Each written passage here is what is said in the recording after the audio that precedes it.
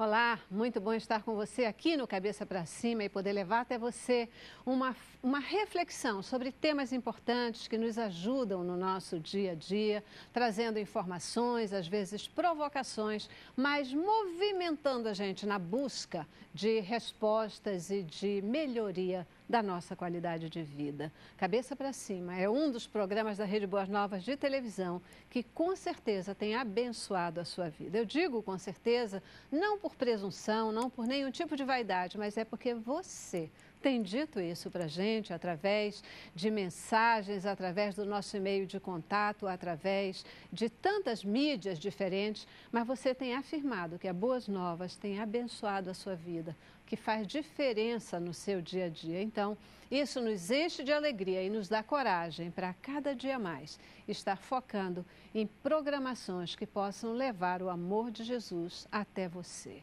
E o bacana e o bom dessa história toda é que nós não estamos sozinhos nessa missão. Tem um exército de pessoas que têm entendido a nossa missão, têm considerado ela importante, têm considerado um diferencial. E essas pessoas se aliam a nós, orando pela Boas Novas, contribuindo com a Boas Novas, no sentido de que a gente possa manter no ar 24 horas de programação abençoadora. E podermos, então, não só manter a nossa programação no ar agora, mas também enfrentar os desafios da digitalização que está chegando aí e que a gente precisa mudar todo o nosso parque para as novas emissoras digitais. E você vai ficar fora desse propósito?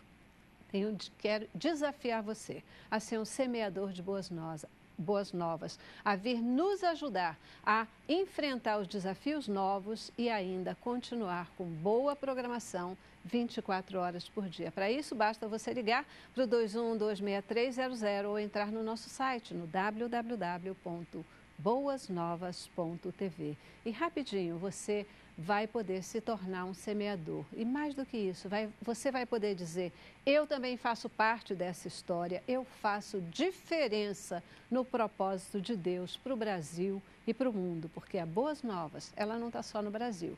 Ela, através da internet e também de satélite, ela pode chegar a outros países e abençoar vida em todo o mundo. Seja um semeador, liga 21-26300 ou entra no nosso site e faça parte dessa história.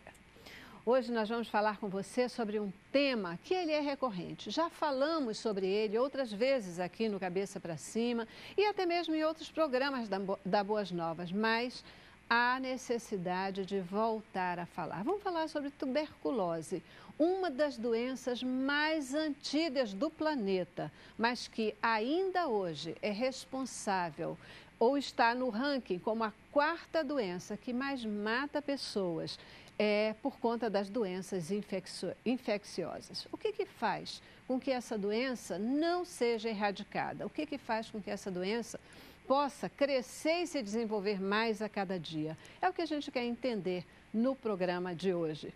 Vamos conversar com nossos especialistas logo após o nosso informativo. A tuberculose, chamada antigamente de peste cinzenta, é conhecida também em português como tísica pulmonar ou doença do peito. É uma das doenças infecciosas documentadas desde a mais longa data e que continua a afligir a humanidade nos dias atuais. Ela é considerada uma doença socialmente determinada, pois a sua ocorrência está diretamente associada à forma como se organizam os processos de produção e de reprodução social, assim como a implementação de políticas de controle da doença. Segundo a OMS, 1/3 da população mundial está infectada pela bactéria da tuberculose e em risco de desenvolver a doença. Há cerca de 9 milhões de doentes e 1 milhão de mortes por ano no mundo. É isso aí, gente.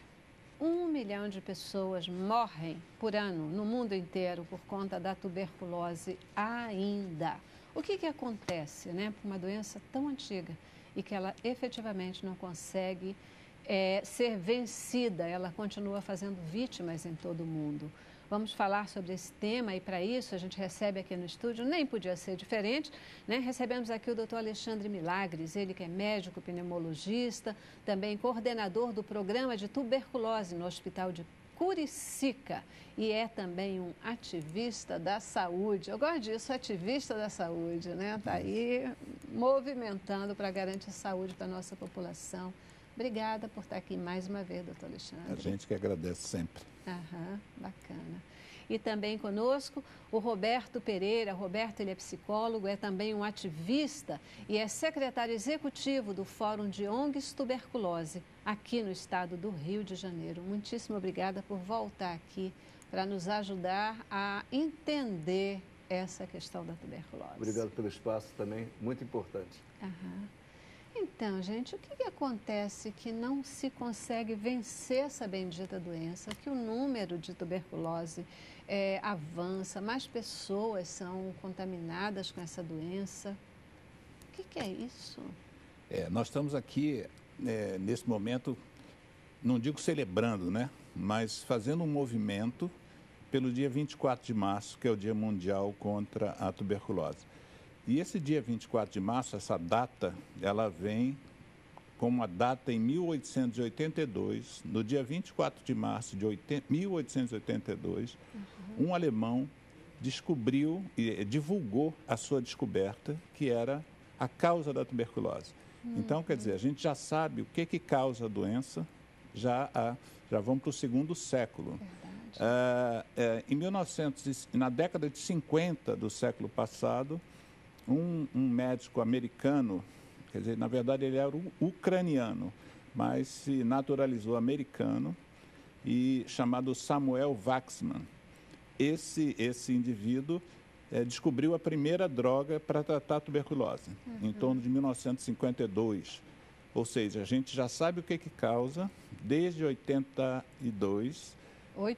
70 anos depois, a gente descobriu já a primeira medicação. E nós estamos agora no século XXI, quer dizer, já estamos atravessando o terceiro século com essa sua indagação, né?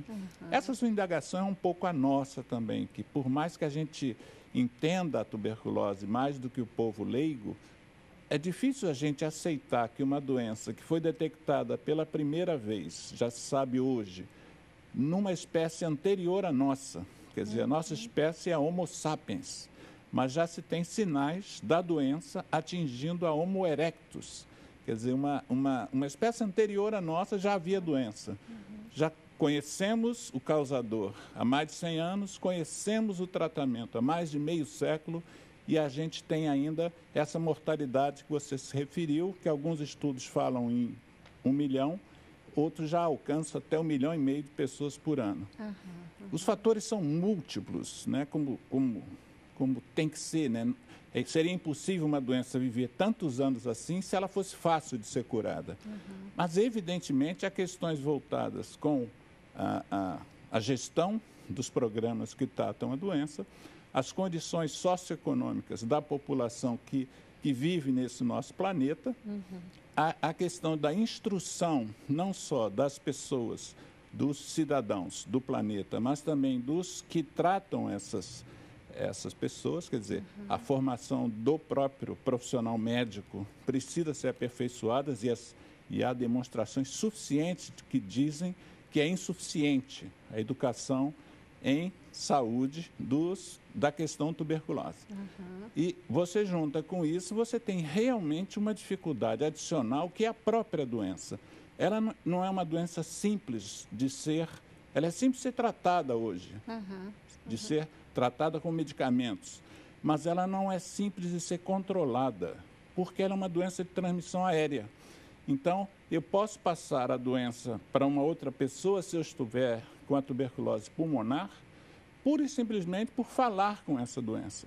Então, a forma de transmissão da doença é também um dos principais fatores que dificultam a eliminação da doença, tanto que a gente costuma chamar de redução ou de controle da tuberculose. Dificilmente a gente usa a palavra erradicação da tuberculose.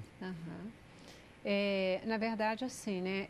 Quando a gente fala desses números, tanto de pessoas contaminadas quanto do número de mortes, a principal tipo de tuberculose é a pulmonar. A gente sabe que existem vários tipos, né, de tuberculose, mas a pulmonar é a que tem essa influência maior, é a que mais mata pessoas. Como é que é isso?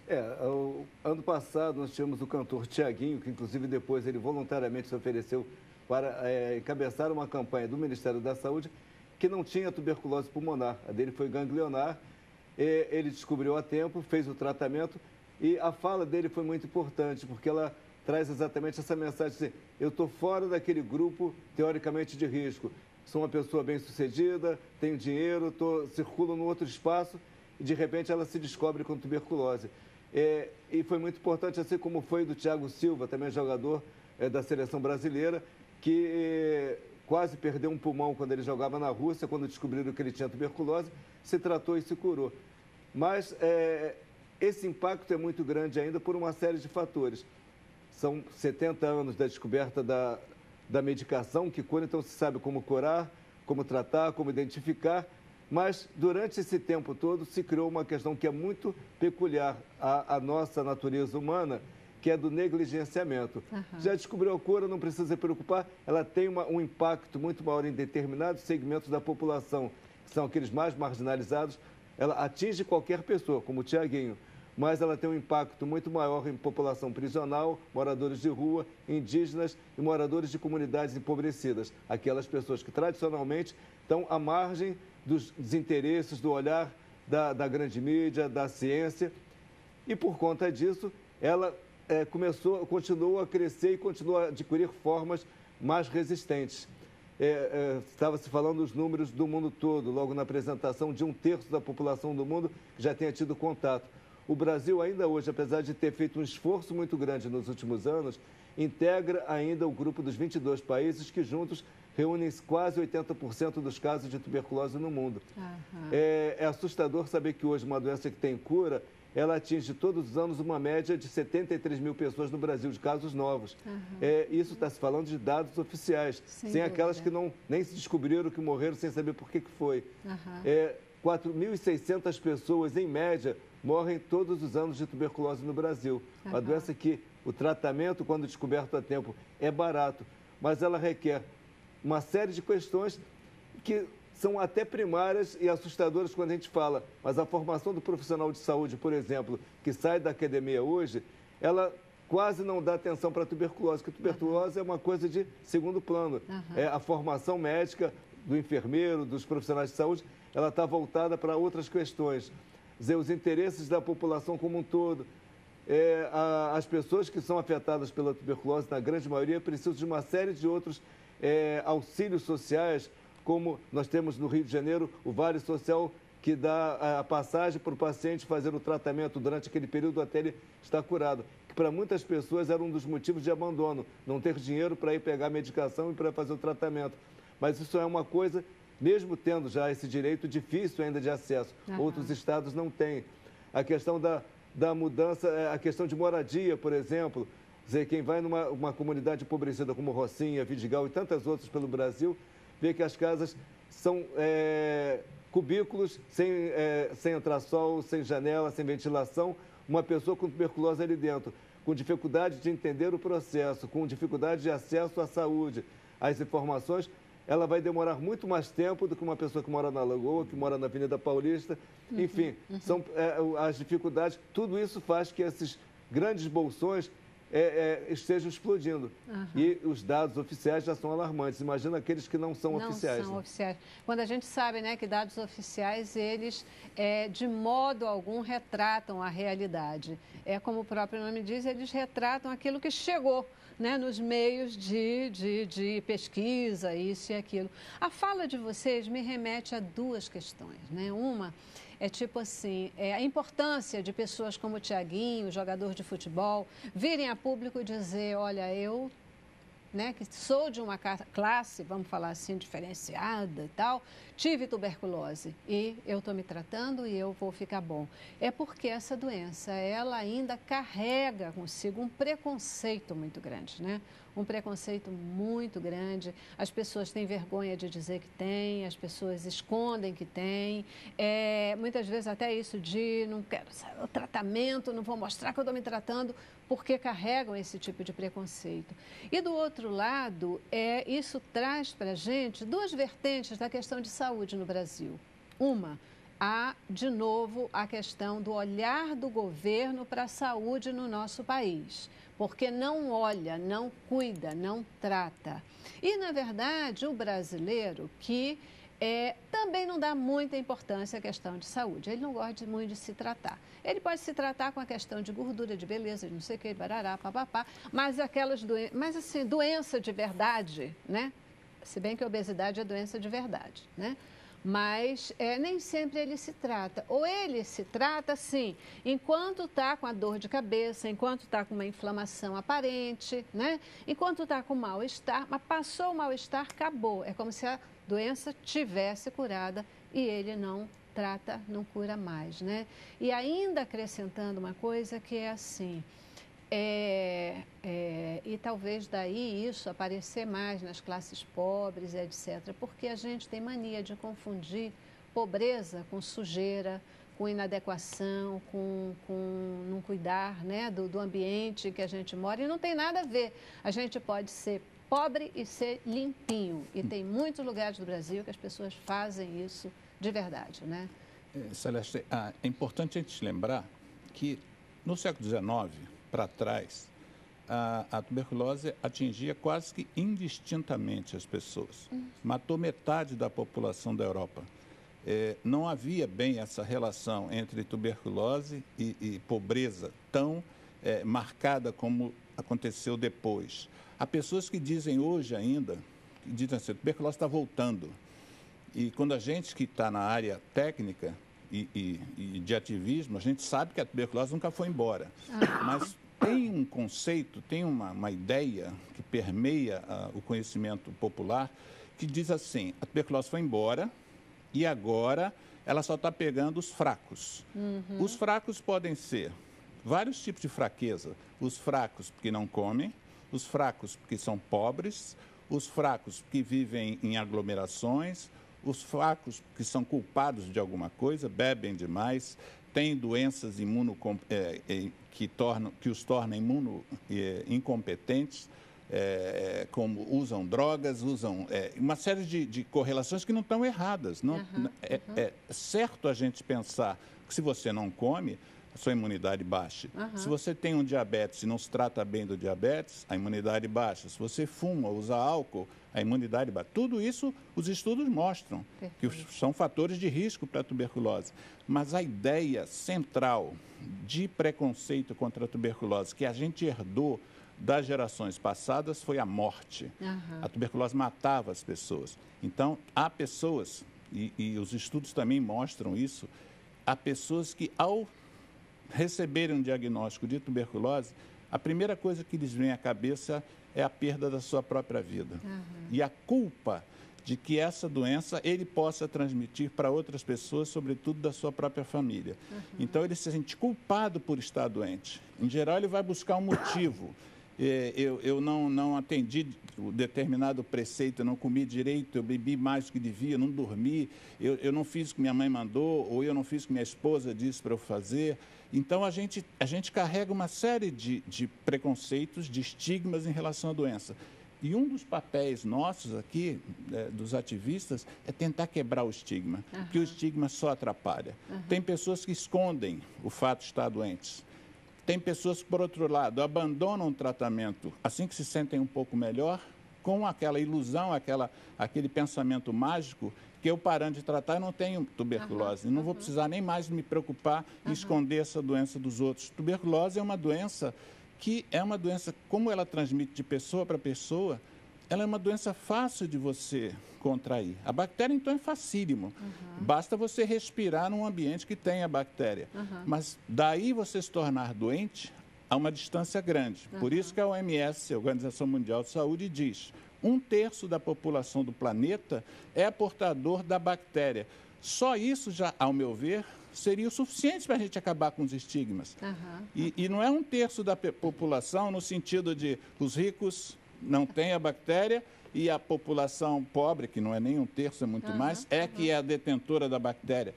Essa infecção pela bactéria está dividido igualmente, praticamente, por todas as pessoas. Todas as pessoas, perfeito. Questão... Deixa eu te falar uma coisa, é que eu já preciso fazer o nosso primeiro intervalo, já estourei um pouquinho, eu vou para o intervalo e a gente volta.